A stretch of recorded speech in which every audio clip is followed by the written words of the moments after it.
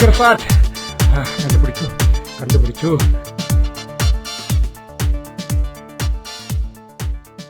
ഇനി ടൈഗർ എന്ന് ഞാൻ വിളിക്കാം.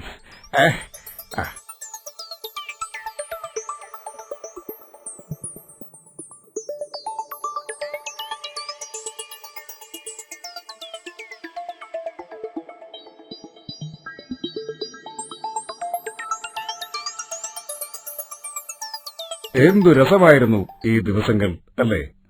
അതെ അതെ, കുറെ നാളുകൂടി ഇപ്പോഴാണ് ഞാൻ സ്വാതന്ത്ര്യം അനുഭവിച്ചത്. അത് കൊള്ളാം. അങ്ങ് ഈ രാജ്യത്തിന്റെ രാജാവല്ലേ, അങ്ങയ്ക്കെന്താണ് സ്വാതന്ത്ര്യക്കുറവ്?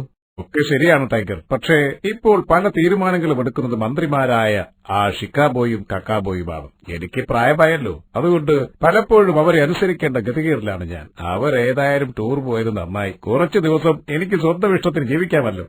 എങ്കിൽ അങ്ങയ്ക്ക് ആ ഷിക്കാബോയും കക്കാബോയും പിരിച്ചുവിട്ടൂടെ? അയ്യോ, അത് പറ്റില്ല. അവർ പ്രഗത്ഭരായ മന്ത്രിമാരാണ്. അവരെ പിരിച്ചുവിടുന്നത് ഗുണത്തെക്കാളേറെ ദോഷം ചെയ്യും. അവരില്ലാതെ രാജഭരണം എനിക്ക് മുന്നോട്ട് കൊണ്ടുപോകാനാവില്ല. അവർക്ക് വേണമെങ്കിൽ എന്നെ തുറങ്കിലടിച്ച് ഭരണം പിടിച്ചെടുക്കാം, പക്ഷേ അവരത് ചെയ്യുന്നില്ലല്ലോ. ഷിക്കാബോയും കക്കാബോയും വിശ്വസ്തരാണ്. അങ്ങ് പടിഞ്ഞാറൻ ദേശത്ത് ഒരു രാജാവിനെ തുറങ്കിലടയ്ക്കാതെ തന്നെ മന്ത്രി തടവിലാക്കിയ കഥ ഞാൻ കേട്ടിട്ടുണ്ട്. അതെങ്ങനെ?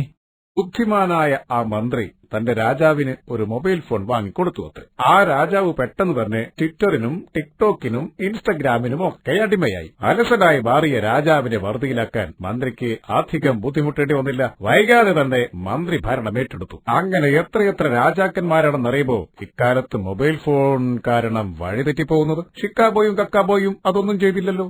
മൊബൈൽ ഫോൺ അത്ര അപകടകാരിയൊന്നുമല്ല. എന്തിനും ഉപയോഗവും ദുരുപയോഗവുമുണ്ട്. നമ്മൾ എങ്ങനെ ഉപയോഗിക്കുന്നു എന്നതുപോലെയാണ്. ഉദാഹരണത്തിന് കത്തി കൊണ്ട് പച്ചക്കറി അരിയാം, അതുപോലെ ആളെയും കൊല്ലാം എന്ന് കരുതി കത്തി മോശമാണെന്ന് പറയാൻ പറ്റില്ലല്ലോ. ടൈഗർ പറഞ്ഞത് ശരിയാണ്. അങ്ങയ്ക്ക് മൊബൈൽ ഫോൺ ഇല്ലേ? ഇല്ല. എങ്കിൽ അങ്ങയ്ക്ക് ഞാനൊരു ഫോൺ വാങ്ങിത്തരാം. നല്ല കാര്യങ്ങൾക്ക് വേണ്ടി മാത്രം ഉപയോഗിച്ചാൽ മതി. അത് വേണോ?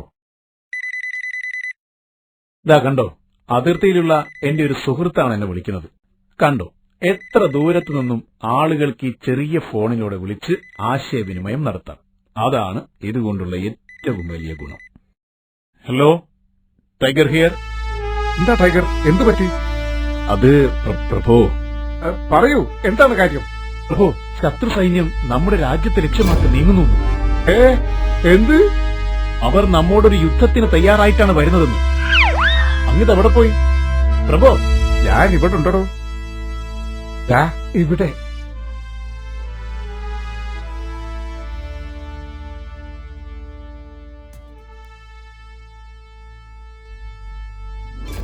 നമ്മുടെ പട്ടാളക്കാർ ടൂറിലാണെന്ന വിവരം എങ്ങനെയോ ചോർന്നിട്ടുണ്ട്.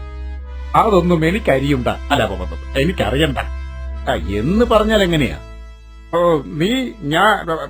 എനിക്കൊന്നും കേൾക്കണ്ട. നീ എത്രയും പെട്ടെന്ന് എന്നെയും രാജ്യത്തെ ശത്രുക്കളിൽ നിന്ന് രക്ഷിക്കണം, അല്ലെങ്കിൽ നിന്റെ തലയ്ക്ക് താഴെ കഴുത്ത് കാണില്ല. പോ, ഇത് രാജകൽപ്പനയാണ്, അനുസരിക്കാൻ. പ്രഭോ.